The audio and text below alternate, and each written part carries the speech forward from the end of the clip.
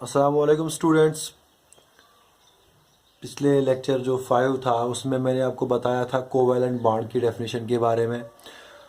तो फिर ये भी बोला था कि जो कार्बन हमारे पास एलिमेंट है वो ना लूज, और ये बताया था कि कोवैलेंट बॉन्ड किन एटम्स के दरमियान बनता है।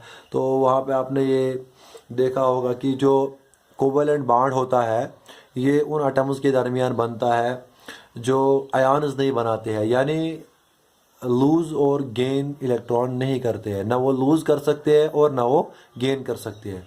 तो फिर ये भी पता चला था आपको कि ये जो कोवैलेंट बॉन्ड होता है it is formed by the mutual sharing of electrons. अब देखो आयनिक बॉन्ड की अगर हम बात करें तो वहाँ पे आपने ये पढ़ा था कि आयनिक बॉन्ड जो होता है वो मेटल्स और नॉन मेटल्स के दरमियान बनता है। मेटल्स और नॉन मेटल्स के दरमियान जो बॉन्ड बनता है वो बनता है आयनिक बॉन्ड। वो बनता है आयनिक बॉन्ड। वो आपने लेक्चर 4 में आपने वो पढ़ा था, है ना। अब देखो ये क्यों बना था मेटल्स और नॉन मेटल्स का रीजन मैंने दिया था, क्योंकि ये लूज करता है इलेक्ट्रॉन, इसकी आयोनाइजेशन एंथैल्पी कम होती है, इसकी इलेक्ट्रॉन एफिनिटी होती है। जो एलिमेंट्स होते हैं यहाँ पे इनकी इलेक्ट्रॉन एफिनिटी ज्यादा होती है तो नॉन मेटल्स में, तो इसलिए वो एक लूज करता है एक गेन करता है, जिसकी वजह से क्या होता है कि ये जो मेटल्स और नॉन मेटल्स आपस में कंपाउंड जब बनाते हैं वो आयनिक बॉन्ड बनते हैं, क्योंकि वहां पे आयन्स बनते हैं जब एक ने लूज किया एक ने गेन किया। लेकिन जो कोवैलेंट बॉन्ड बनता है इसमें आयन्स नहीं बनते हैं। इसमें आयन्स ये बनता है म्यूचुअल शेयरिंग। ये बनता है, ये आपने पिछले लेक्चर में पढ़ा है, ये बनता है mutual sharing of electrons. Mutual sharing of electrons, जैसे कि मैंने आपको एग्जांपल दी थी, चाहे मीथेन की दी थी, हाइड्रोजन मॉलिक्यूल की दी थी, वो मैं यहां पे दूंगा। हाइड्रोजन मॉलिक्यूल की एग्जांपल मैंने यहां पे दी थी। मैंने बोला था हाइड्रोजन का एक इलेक्ट्रॉन दूसरे का दो, ये आपस में इलेक्ट्रॉन को शेयर म्यूचुअली शेयर करते हैं। तो इसको बोलते हैं, जो यहां पे रहा ये इलेक्ट्रॉन पेयर, इसको बोलते हैं शेयर्ड पेयर। इसको बोलते हैं शेयर्ड पेयर। तो क्या होता है, किस तरीके से ये लिंकेज बनती है कोवैलेंट बॉन्ड, वो मुझे बताना है। तो ये इन्होंने आपस में म्यूचुअल शेयरिंग ऑफ इलेक्ट्रॉन्स की। म्यूचुअल शेयरिंग ऑफ इलेक्ट्रॉन्स की वजह से इनमें लिंकेज पैदा हुई। अब वो लिंकेज कैसे पैदा हुई वो मैं बताता हूं। देखो यहां पे हाइड्रोजन का न्यूक्लियस है, यहां पे भी हाइड्रोजन का न्यूक्लियस है ना। ये हाइड्रोजन का न्यूक्लियस, ये हाइड्रोजन का न्यूक्लियस, इसमें भी प्रोटॉन इसमें भी प्रोटॉन। तो इसका मतलब ये शेयर्ड पेयर, अब इसको यहां से भी पुल है और इस शेयर्ड पेयर को अब यहां से भी पुल है। इस शेयर्ड पेयर को ये हाइड्रोजन का न्यूक्लियस भी अपनी तरफ अट्रैक्ट करता है, और ये वाला न्यूक्लियस यानी इसके जो प्रोटॉन्स होते हैं वो भी अपनी तरफ अट्रैक्ट करता है। तो इसी की वजह से जो शेयर्ड पेयर बीच में रही, इसी शेयर्ड पेयर को अब दोनों तरफ से पुल है। जब ये दोनों तरफ से इसको पुल है, इसका मतलब क्या हुआ, इसका मतलब कि इस शेयर्ड पेयर की वजह से, इस शेयर्ड पेयर की वजह से अब दो इन एटम्स के दरमियान लिंकेज है, लिंकेज एग्जिस्ट करती है, लिंकेज पैदा हुई, और उस लिंकेज को हम बोलते हैं कोवैलेंट बॉन्ड। तो यही मैंने बताया था कि covalent bond is formed by the mutual sharing of electrons. Mutual का मतलब ये होता है कि जितने ये कंट्रीब्यूट करेगा उतने ही ये भी कंट्रीब्यूट करेगा। तो उस तरीके से कोवैलेंट बॉन्ड बन गया। तो इस तरीके से आज आपको पता चला कि किस तरीके की लिंकेज, किस तरह से लिंकेज इनमें बनती है इस शेयर्ड पेयर की वजह से। क्योंकि अब इस तरफ भी पुल होता है, ना अब ये इधर जा सकता है ना इधर जा सकता है, क्योंकि इसको बराबर का पुल है इस साइड और इस साइड में, क्योंकि ये भी हाइड्रोजन एटम है, ये भी हाइड्रोजन एटम है, और यहां पे इसका न्यूक्लियस, यहां पे इसका न्यूक्लियस। अब यह भी आपको यहां से पता चला कि आयन्स नहीं बनते हैं, वो यहां पे बोला था। अब ये जो शेयर करते हैं, अब ये शेयरिंग ऑफ इलेक्ट्रॉन इसमें होती है। अब शेयर इलेक्ट्रॉन्स कौन से एटम्स करेंगे, अब शेयर इलेक्ट्रॉन्स कौन से एटम्स करेंगे? क्या वो मेटल्स करेंगे, क्या वो नॉन मेटल्स करेंगे, क्या वो मेटल नॉन मेटल कंबाइन होंगे, या तब करेंगे? ये तो पता चलिएगा आपको जब मेटल नॉन मेटल होगा, उस वक्त आयनिक बॉन्ड बन गया। तो एक कॉम्बिनेशन हमको यहां से एक्सक्लूड हुई। फिर बचा मेटल मेटल और नॉन मेटल नॉन मेटल। देखो अगर मेटल मेटल की बात करेंगे ना, एक मेटल दूसरा मेटल जब कंबाइन होता है, जब भी आपस में कंबाइन होते हैं, या मेटल्स में यूजुअली जो बॉन्ड होता है एटम के, जो मेटल्स होते हैं, मेटल्स के जो एटम्स होते हैं, उनमें होता है मेटालिक बॉन्ड। उनमें होता है मेटालिक बॉन्ड। क्यों? क्योंकि उनकी आयोनाइजेशन एंथैल्पी जो है वो बहुत कम होती है और उसकी वजह से इलेक्ट्रॉन उसको आउटर मोस्ट शेल में वो डिटैच होते हैं। वो आउटर मोस्ट शेल में नहीं, वो डिटैच इलेक्ट्रॉन रहते हैं। जब इलेक्ट्रॉन डिटैच हुए तो फिर शेयरिंग की बात ही नहीं होती है वहां पे। तो इसीलिए जो ये मेटल होता है इसमें भी ये कोवेलेंट बॉन्ड नहीं होता है। फिर बचा हमारे पास नॉन मेटल। तो इसलिए मैं बता रहा हूं कि जो नॉन मेटल यूजुअली जो कोवेलेंट बॉन्ड बनता है वो बनता है बिटवीन नॉन मेटल्स। यानी जब नॉन मेटल्स जो है आपस में जब वो कंबाइन होना चाहे और एक कंपाउंड बनाना चाहे तो उनमें जो लिंकेज होती है वो कोवेलेंट बॉन्ड बनता है। उनमें जो बॉन्ड बनता है केमिकल बॉन्ड वो बनता है कोवेलेंट बॉन्ड, यानी उनमें लिंकेज कोवेलेंट बॉन्ड की लिंकेज होती है।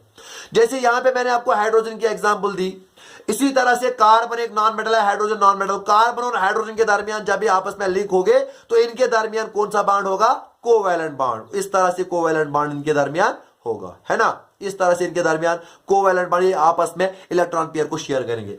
इसी तरह से ऑक्सीजन मॉलिक्यूल ले लो, O2 मॉलिक्यूल ले लो, N2 मॉलिक्यूल ले लो। इसी तरह से और भी हमारे पास क्लोरीन गैस वगैरह है या हाइड्रोजन क्लोराइड वगैरह, ये सारे ऐसे एग्जांपल्स हैं जब वो आपस में कंबाइन होते हैं। जब वो आपस में कंबाइन होते हैं उनमें जो लिंकेज होती है वो शेयर्ड पेयर की वजह से होती है। तो इसका मतलब उनमें यूजुअली कौन सा बॉन्ड पाया जाता है? Covalent bond. तो कोवेलेंट बॉन्ड जो होता है usually it is formed between non metals. जब एक नॉन मेटल दूसरे नॉन मेटल के साथ कंबाइन होता है तो वहां पे यूजुअली कौन सा बॉन्ड बनता है? Covalent bond. अब कोवेलेंट बॉन्ड की एक खासियत आप यहां पे देखो, वो ये है जब कोवेलेंट बॉन्ड बनता है उसमें क्या होता है, ये एग्जांपल मैं यहां पे दूंगा। सपोज करो HOH, यहां पे H2O मॉलिक्यूल की मैं बात कर रहा हूं। सपोज HOH सपोज करो यहां पे है, तो यहां पे ये शेयर्ड पेयर का मतलब इसका एक इलेक्ट्रॉन इसका एक इलेक्ट्रॉन, मैं एक लाइन से दिखाता हूं, वो रिप्रेजेंटेशन भी देखेंगे हम बाद में। तो ये है इसके दरमियान कोवेलेंट बॉन्ड, ये है इसके दरमियान कोवेलेंट बॉन्ड। इसका मतलब हुआ, अगर मैं सिंपल लैंग्वेज में इसको बनाऊं, वो ये है ऑक्सीजन, फिर यहां पे इसको हाइड्रोजन भी है एक तरफ, दूसरी तरफ हाइड्रोजन, इसके एक शेयर्ड पेयर, इसका भी एक शेयर्ड पेयर, और जो इलेक्ट्रॉन यहां पे एक पेयर है, यहां पे एक पेयर इसने बॉन्डिंग में टेक पार्ट, इनको बोलते हैं लोन पेयर्स, इनको बोलते हैं लोन पेयर। इनमें क्या होता है, अब देखो यहां पे एक कोवेलेंट बॉन्ड बना, यहां पे एक कोवेलेंट बॉन्ड बना। कोवेलेंट बॉन्ड बनने के बाद इसके दरमियान ऑक्सीजन और ऑक्सीजन हाइड्रोजन के दरमियान, तो ये जो यहां पे एक स्टेबल मॉलिक्यूल बना, तो यहां पे एक मॉलिक्यूल बना, तो यहां पे एक, यानी कोवेलेंट बॉन्ड जब बनता है, कोवेलेंट बॉन्ड बनाए, जब यहां पे देखो यहां पे दो पॉसिबिलिटी है कोवेलेंट बॉन्ड बनाने की, तो यहां पे सारे जितने पॉसिबिलिटी कोवेलेंट बॉन्ड की थी वो सारे कोवेलेंट बॉन्ड बन गए। तो कोवेलेंट बॉन्ड जब बन गए वहां पे एक मॉलिक्यूल बना, वहां पे एक सबस्टेंस बना, ये है, ये जो बना है H2 एटम्स का और ऑक्सीजन का एक एटम, तो इसको बोलेंगे हम, ये बन गया यहां पे मॉलिक्यूल। क्या बन गया? मॉलिक्यूल। मॉलिक्यूल क्या होता है? मॉलिक्यूल कंपाउंड का, मॉलिक्यूल कंपाउंड का एक स्मॉलेस्ट यूनिट होता है जिसकी इंडिविजुअल इंडिपेंडेंट एग्जिस्टेंस होती है, और इस मॉलिक्यूल की प्रॉपर्टीज सारी वो प्रॉपर्टीज होती है जो कंपाउंड की प्रॉपर्टीज होती है।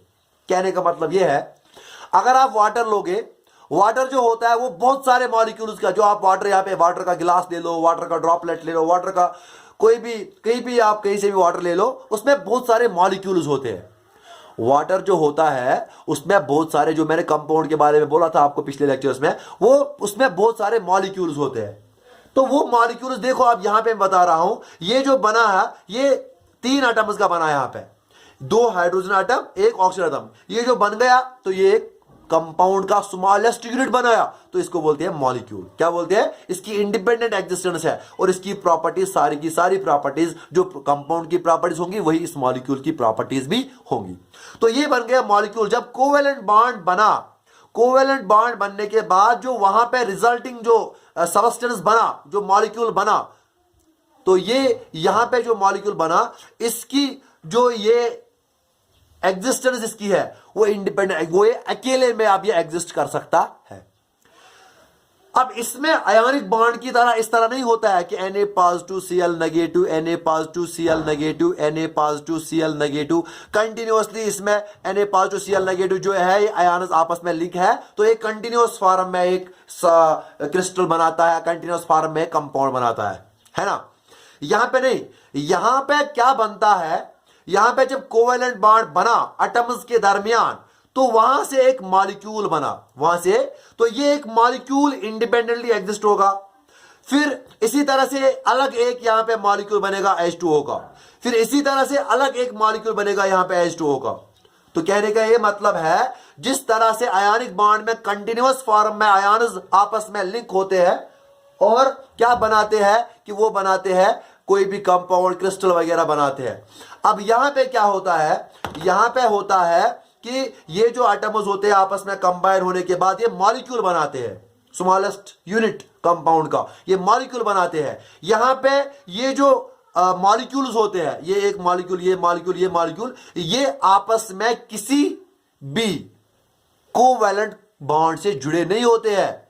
ये एक मॉलिक्यूल अलग है, ये एक मॉलिक्यूल अलग है, ये एक मॉलिक्यूल अलग है। जब ये मॉलिक्यूल अलग अलग है इससे ये, लेकिन ये आपस में एक दूसरे के साथ किसी भी कोवैलेंट बॉन्ड या किसी भी इलेक्ट्रोस्टैटिक फोर्स ऑफ अट्रैक्शन की वजह से आपस में ये जुड़े नहीं है। ये अलग अलग मॉलिक्यूल्स है, इनकी अलग अलग एग्जिस्टेंस है। अब ये जो मॉलिक्यूल्स है ये आपस में जुड़े होते हैं, वो एक वीक फोर्स होता है, वो इतना स्ट्रांग फोर्स नहीं होता है, जिसको हम बोलते हैं इंटरमॉलिक्यूलर फोर्स।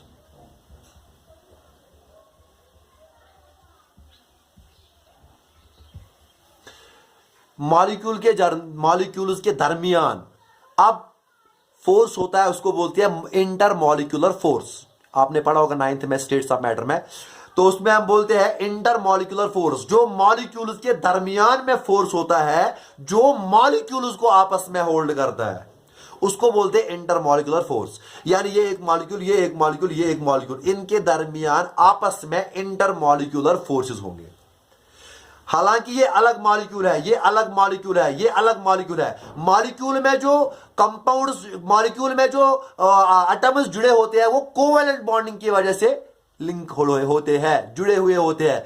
ये कोवैलेंट बॉन्डिंग इनमें है, इनमें भी कोवैलेंट बॉन्डिंग है, इसमें भी कोवैलेंट बॉन्डिंग है H और O के दरमियान, है ना। लेकिन जो मॉलिक्यूल बना एक बार, फिर मॉलिक्यूल और मॉलिक्यूल जो है उसमें कोवैलेंट बॉन्डिंग नहीं होती है, उसमें इंटरमॉलिक्यूलर फोर्सेस होते हैं। तो इंटरमॉलिक्यूलर फोर्सेस की वजह से फिर वो आपस में जुड़े रहते हैं और फिर वो कंपाउंड की शक्ल इख्तियार करता है। जैसे कि आप वाटर का एक गिलास ले लो, उसमें बहुत सारे वाटर मॉलिक्यूल्स होते हैं, तो वो वाटर मॉलिक्यूल्स आपस में इंटरमॉलिक्यूलर फोर्सेस के साथ लिंक्ड होते हैं। उन मॉलिक्यूल्स में आपस में कोवैलेंट बॉन्ड नहीं होता है।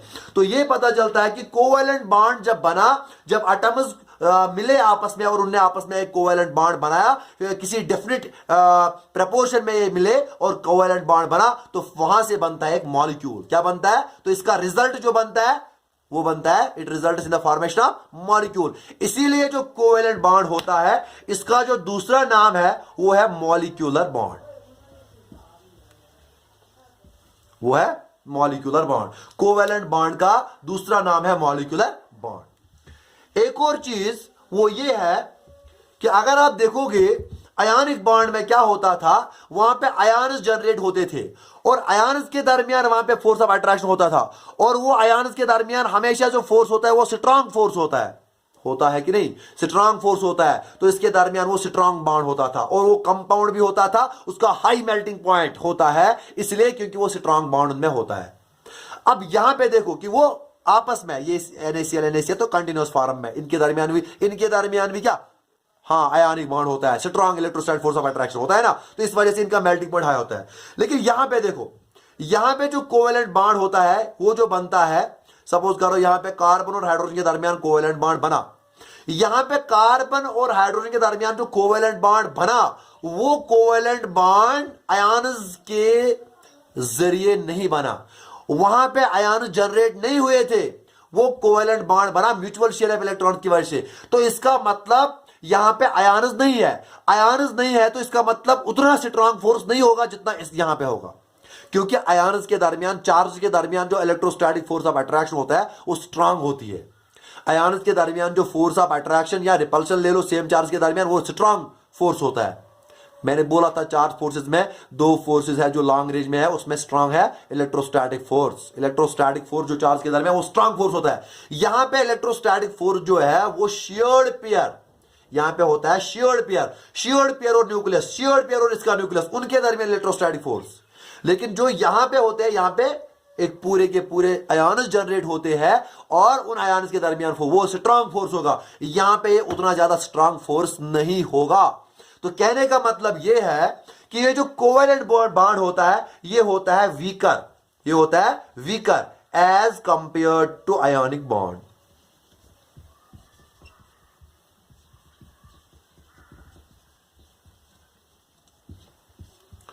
तो कोवेलेंट बॉन्ड जो होता है ये होता है weak bond as compare to ionic bond. इसका रीजन ये है, आयोनिक बॉन्ड में आयन्स होते हैं और वो फोर्स स्ट्रांग होता है। यहां पे आयन्स जनरेट नहीं होते हैं, तो इसलिए जो फोर्स होता है वो उतना ज्यादा स्ट्रांग नहीं होता है जितना आयोनिक बॉन्ड में होता है। इसलिए ये वीकर बॉन्ड होता है as compare to ionic bond.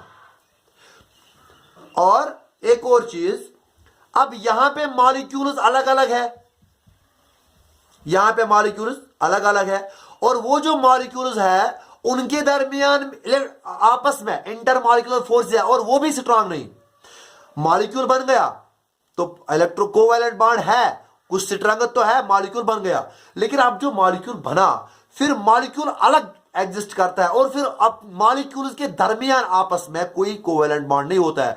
वो होता है इंटरमॉलिक्यूलर फोर्स, जो अभी बोला था वो इंटरमॉलिक्यूलर फोर्स, वो वीक होता है, वो भी उतना स्ट्रांग नहीं, क्योंकि यहां पे भी आपको पता है कोई आयन नहीं है, आयन नहीं है तो वो भी वीक होता है। कभी कभी आप हाइड्रोजन बॉन्ड भी देख सकते हो, वो अलग है। लेकिन यहां पे बता रहा हूं कि एक मॉलिक्यूल है, ये एक मॉलिक्यूल है, इन मॉलिक्यूल के दरमियान इंटरमॉलिक्यूलर फोर्स है, वो भी किसी चार्ज की वजह से नहीं है। तो इसका मतलब ये फोर्स भी उतना ज्यादा स्ट्रांग फोर्स नहीं होगा, ये पोलराइजेशन की वजह से होता है। तो वो हम आपको हायर क्लास में पढ़ना है किस तरह किसी इंटरमॉलिक्यूलर फोर्स काम करता है। लेकिन यहां पे इंटरमॉलिक्यूलर फोर्स इन मॉलिक्यूल्स को आपस में होल्ड करता है और कंपाउंड की शक्ल इख्तियार करता है, लेकिन ये फोर्स भी उतना ज्यादा स्ट्रांग नहीं होता है। तो कहने के ये मतलब है कि ये जो मॉलिक्यूल्स होते हैं आपस में वीक फोर्स से जुड़े होते हैं। जो कोवेलेंट कंपाउंड में मॉलिक्यूल्स होते हैं आपस में वीक फोर्सेस से जुड़े होते हैं। यहां पे कंटिन्यूअस फॉर्म में आयन्स आपस में एक दूसरे के साथ आयनिक बॉन्ड में और इलेक्ट्रोस्टैटिक फोर्स अट्रैक्शन के साथ जुड़े होते हैं, तो ये स्ट्रांग होगा, इसका मेल्टिंग पॉइंट इसलिए हाई होगा। तो यहां पे मॉलिक्यूल्स आपस में वीक फोर्स के साथ अटैच होते हैं, आपस में एक दूसरे के साथ, वो इंटरमॉलिक्यूलर फोर्स जो कि वीक फोर्स होता है उस के जरिए आपस में लिंक्ड आपस में अटैच होते हैं। तो इस वजह से जो ये कोवेलेंट कंपाउंड होता है, मॉलिक्यूल नहीं कंपाउंड, कंपाउंड मतलब बहुत सारे मॉलिक्यूल एक साथ, वो कंपाउंड होता है, वो यूजुअली जो एग्जिस्ट करता है, यूजुअली एग्जिस्ट्स इन गैसवस या लिक्विड स्टेट। तो इसलिए जो कोवेलेंट कंपाउंड यानी जिनमें कोवेलेंट बॉन्ड होता है उनको कोवेलेंट कंपाउंड बोलते हैं। कोवेलेंट कंपाउंड यूजुअली जो है वो यूजुअली गैसवस और लिक्विड स्टेट में पाए जाते हैं। इसका मतलब ये नहीं कि सॉलिड स्टेट में बिल्कुल भी नहीं, सॉलिड स्टेट में भी इनको पाया जाता है। जैसे कि एग्जांपल मैं दूंगा ग्लूकोज, ग्लूकोज जैसे मैं आपको दूंगा एग्जांपल, यहां पे एक और शुगर।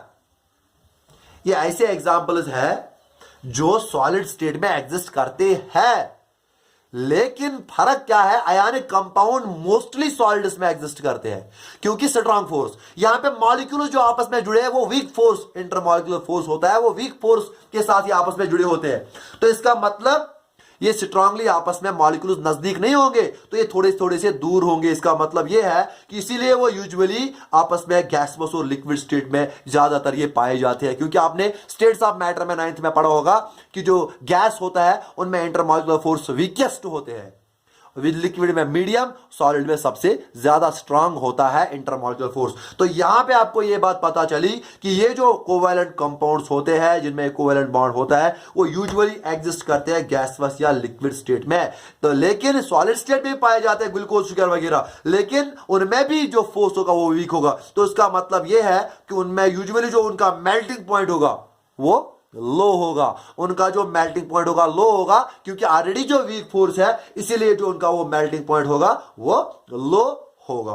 तो ये थी मेन कुछ ऐसी प्रॉपर्टीज जो कोवैलेंट बॉन्ड और आयोनिक बॉन्ड को हमने थोड़ा सा आपस में कंपेयर, वो अलग से मैं डिफरेंस भी बनाऊंगा इनकी, लेकिन कोवैलेंट बॉन्ड के बारे में इतना था। एक और पॉइंट मैंने आपको वहां पे बोला था, जो मैंने बोला था आपको कि जो आयोनिक बॉन्ड होता है ये होता है non directional bond. Non directional bond का मतलब होता है कि यहां से भी आयन आ सकता है, यहां से किसी भी डायरेक्शन में आयन आ सकता है और वो इसको आयन को एक्सेप्ट करके एक बॉन्ड वहां से बनाया इसने, तो वो नॉन डायरेक्शनल बॉन्ड होता है। लेकिन जो एक कोवेलेंट बॉन्ड होता है ये होता है डायरेक्शनल बॉन्ड। इसकी एक्सप्लेनेशन मैं नेक्स्ट लेक्चर में दूंगा, लेकिन अभी समझो ये जो कोवेलेंट बॉन्ड होता है ये होता है डायरेक्शनल बॉन्ड। डायरेक्शनल बॉन्ड का मतलब क्या हुआ कि एक पर्टिकुलर डायरेक्शंस में जैसे कार्बन, ये हाइड्रोजन के साथ यहां पे एक बॉन्ड, यहां पे एक बॉन्ड, यहां पे एक बॉन्ड, यहां पे एक बॉन्ड, ये पर्टिकुलर डायरेक्शंस में ये जो कोवेलेंट बॉन्ड बनता है ये particular direction specific directions covalent bond जो बनता है ये स्पेसिफिक डायरेक्शंस में कोवेलेंट बॉन्ड बनता है। तो इसका मतलब ये होता है ये डायरेक्शनल बॉन्ड होता है। ये इसी तरह नहीं कि यहां से आया इधर इतन बनाए बॉन्ड, इतन बनाए ना, इसको स्पेसिफिक डायरेक्शंस होती है जिन स्पेसिफिक डायरेक्शन में ये कोवेलेंट बॉन्ड बनता है। तो इसीलिए जब इनकी स्पेसिफिक डायरेक्शन बॉन्ड की है तो इसका मतलब जो कोवेलेंट मॉलिक्यूल बनेगा, जो कोवेलेंट कंपाउंड होगा, उसका जो मॉलिक्यूल होगा उसकी स्पेसिफिक ज्योमेट्री भी होगी, ज्योमेट्री मतलब शेप। इसीलिए हम पढ़ते हैं आगे, इंशाल्लाह पढ़ेंगे आगे कि जो मीथेन होता है उसकी टेट्राहेड्रल शेप होती है। मीथेन कोवेलेंट कंपाउंड का मॉलिक्यूल है, मीथेन कोवेलेंट कंपाउंड है, फिर उसका मॉलिक्यूल जो होता है उसका टेट्राहेड्रल शेप होती है, यानी उसके जो बॉन्ड्स होते हैं वो टेट्राहेड्रल शेप में अरेंज होते हैं, वो हम इंशाल्लाह आगे पढ़ेंगे। तो टेट्राहेड्रल शेप में होते हैं। इसी तरह से कभी कभी क्या हो सकता है, पैरामिडल शेप हो सकती है कोवेलेंट कंपाउंड की, टेट्राहेड्रल शेप हो सकती है कोवेलेंट कंपाउंड की, और भी हमको लीनियर शेप वगैरह बहुत सारी शेप्स, ट्रायंगुलर प्लेनर वगैरह, ये सारी शेप्स आपको अभी तो नहीं पढ़नी है लेकिन हायर क्लास में आपको पढ़नी है ये सारी शेप्स। लेकिन मेरे यहां पे पॉइंट जो मेरा यहां है वो ये है कि ये कोवेलेंट बॉन्ड है, ये डायरेक्शनल बॉन्ड है। डायरेक्शनल बॉन्ड क्यों है मैंने पहले ही बोला, वो मैं आपको नेक्स्ट वीडियो बताऊंगा, क्योंकि ये लंबा वीडियो जाएगा फिर वो अपलोड भी नहीं होता है आसानी से, इसलिए मैं यहां पे बता रहा हूं, रेस्ट्रिक्ट कर रहा हूं अपने आपको कि जो कोवेलेंट बॉन्ड है वो डायरेक्शनल बॉन्ड है, यानी पर्टिकुलर स्पेसिफिक डायरेक्शन में ये बॉन्ड बनता है। एक मॉलिक्यूल जब बनता है, एटम का जो कोवेलेंट ये एटम है, ये एटम को ही जो कोवेलेंट बॉन्ड बन गए वो स्पेसिफिक डायरेक्शंस में बनेंगे ये कोवेलेंट बॉन्ड। तो जिसकी वजह से जो मॉलिक्यूल वहां पे बना, जब स्पेसिफिक डायरेक्शन में बॉन्ड बना, इसका मतलब इसकी स्पेसिफिक ज्योमेट्री, इसकी स्पेसिफिक शेप भी होगी जो एक कोवेलेंट मॉलिक्यूल बनेगा। तो ये थे कुछ इंपॉर्टेंट पॉइंट्स कोवेलेंट बॉन्ड के बारे में। इसके आगे हम जानेंगे नेक्स्ट वीडियो में, हम ये डायरेक्शनल बॉन्ड को भी एक्सप्लेन करेंगे वहां पे, और जो भी बाकी पॉइंट्स होंगे इनका कंपैरिजन करना होगा, डिफरेंस बताना होगा आयोनिक कंपाउंड और कोवेलेंट कंपाउंड्स के दरमियान, वो भी मैं वहां पे आपको बताऊंगा। पोलर नॉन पोलर के बारे में भी वहां पे आपको बताऊंगा। फिर कोवेलेंट बॉन्ड की क्लासिफिकेशन हमें पढ़नी है। तो थैंक यू इस वक्त। तो मुझे उम्मीद है आप इस वीडियो को ज्यादा से ज्यादा शेयर करोगे और लाइक करोगे। अगर आपने अभी तक इस चैनल को सब्सक्राइब नहीं किया तो मुझे उम्मीद है कि आप ज़रूर इस चैनल को सब्सक्राइब करोगे और इस वीडियो को ज़्यादा से ज़्यादा शेयर करोगे, जो बाकी बच्चे हैं उन तक ये वीडियो पहुंचे और उनको भी बेनिफिट मिले इस क्राइसिस में, एकेडमिक क्राइसिस में, कोविड-19 की वजह से। तो इसलिए आपकी भी जिम्मेदारी बनती है, आपका भी फ़र्ज़ बनता है कि दूसरों तक ये पहुँचाए। तो जितना हो सके और जितना भी हो सके वो बाकी स्टूडेंट्स भी इससे बेनिफिट हासिल करें। Thank you.